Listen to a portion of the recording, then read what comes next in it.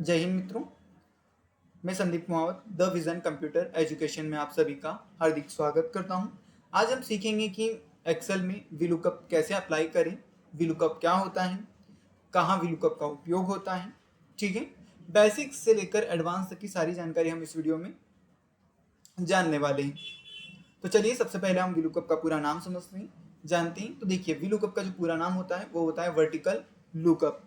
अब वीलुकअप क्या काम करता है, तो देखिए वीलुकअप एक पर्टिकुलर जो टेबल होती है ना, एक पर्टिकुलर जो शीट होती है, उसमें से किसी पर्टिकुलर स्पेसिफाइड डाटा को खोजने के लिए, है ना, फाइंड करने के लिए, सर्च करने के लिए हम वीलुकअप का इस्तेमाल करते हैं। एग्जाम्पल के तौर पर अगर आप समझें तो आपके पास एक शीट है जिसमें रोल नंबर, ठीक है, student name and student percentage ये लिखे हुए हैं, और आपको रोल नंबर स्टूडेंट के जो हैं उससे फाइंड आउट करना है कि उस पर्टिकुलर स्टूडेंट के कितने परसेंटेज बने हैं।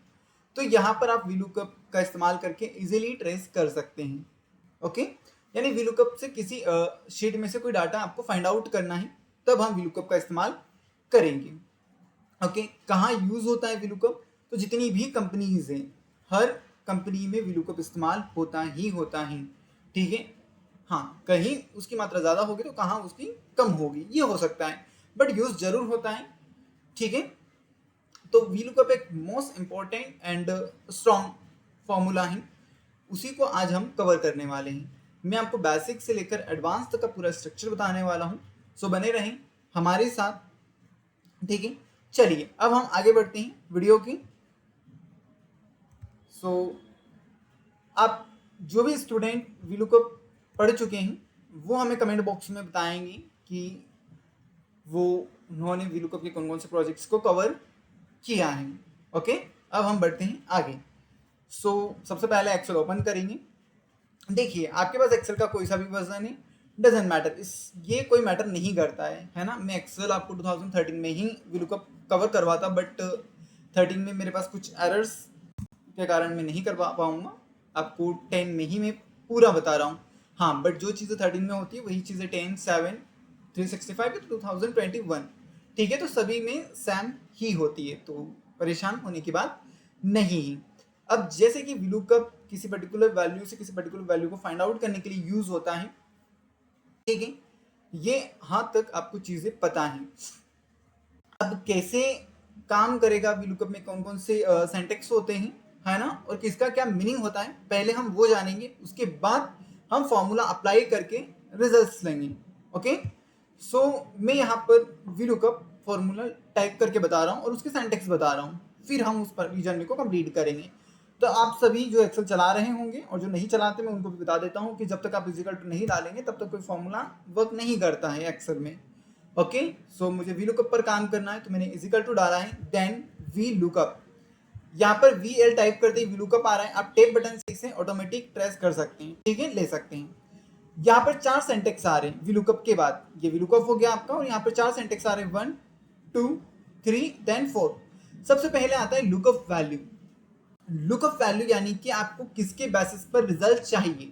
एग्जाम्पल जब मैंने आपको स्टार्टिंग में दिया था कि एक पर्टिकुलर लिस्ट है, उसमें से हमें डाटा फाइंड आउट करना है, like roll number, name and percentage. मुझे रोल नंबर के बेसिस पर परसेंटेज पता करना है, ठीक है, तो ये लुकअप वैल्यू हमारी क्या होगी, रोल नंबर, क्योंकि उसी डिजिट के बेसिस पर हमें परसेंटेज निकालना है। यानी कि जिसके बेसिस पर आपको कोई चीज फाइंड आउट करनी है वही उसकी लुकअप वैल्यू होगी।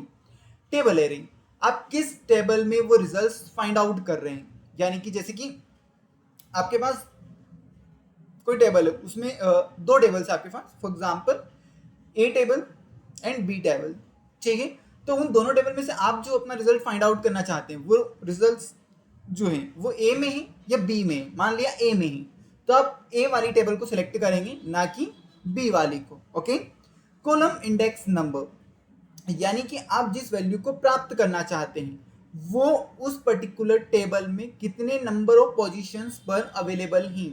लाइक एग्जांपल, जैसे कि हमारी जो टेबल है उसमें फर्स्ट पर रोल नंबर है, फर्स्ट कॉलम है ना, ए वाले पर। बी वाले पर मान लिया हमारे पास स्टूडेंट का नेम है, देन सी वाले पर हमारे परसेंटेज मेंशन है।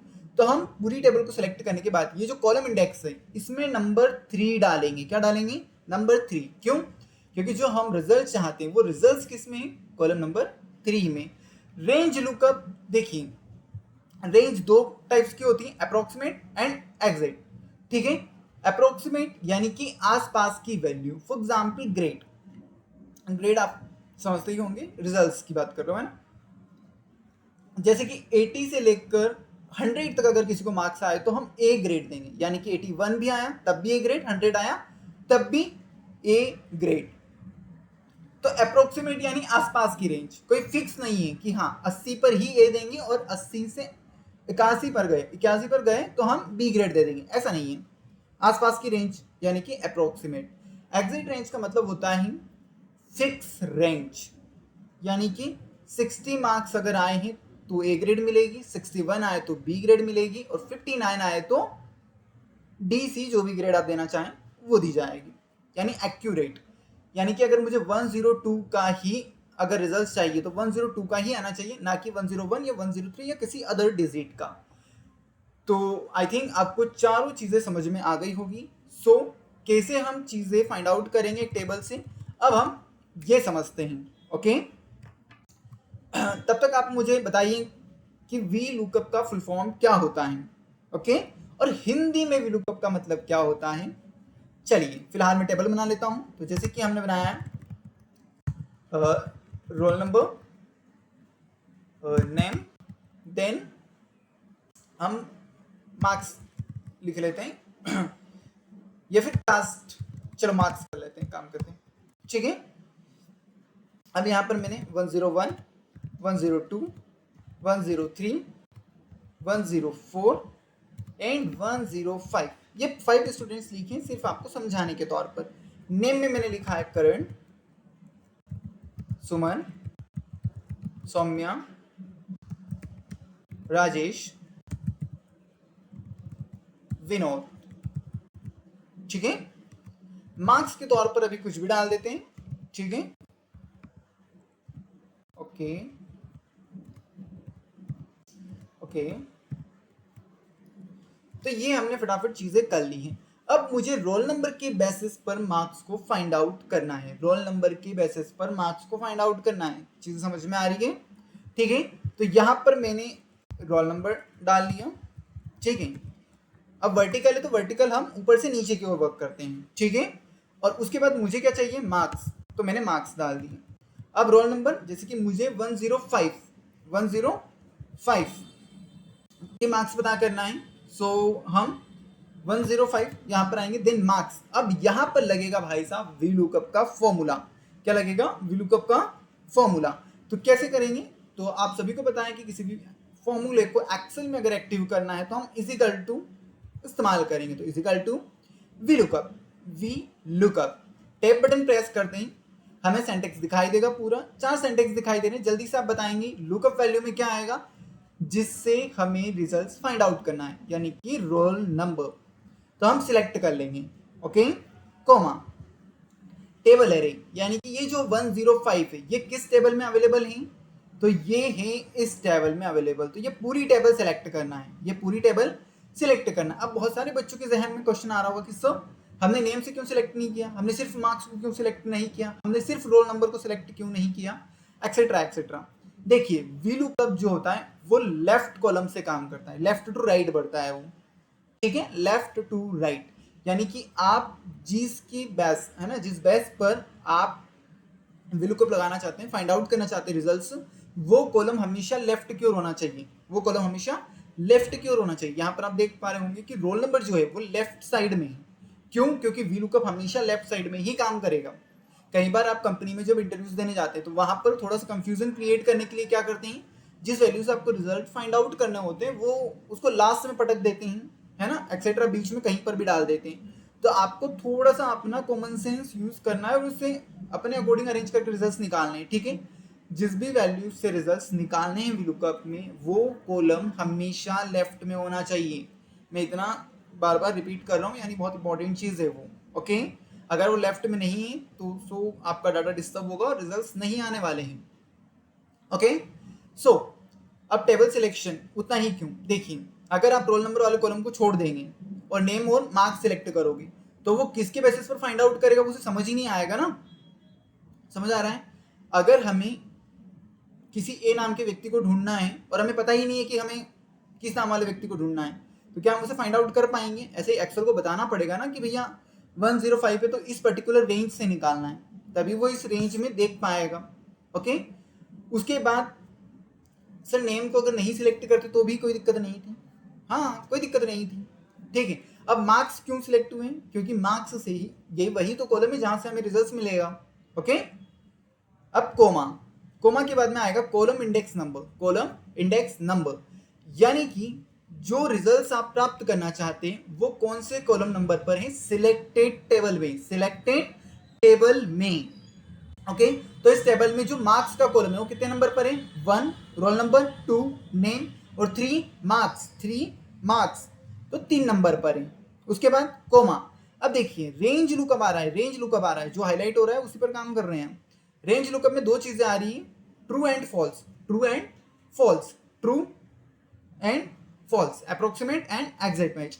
अप्रोक्सीमेट आसपास की रेंज, देन एग्जैक्ट मैच यानी कि एक्यूरेट जो चाहिए वही चाहिए।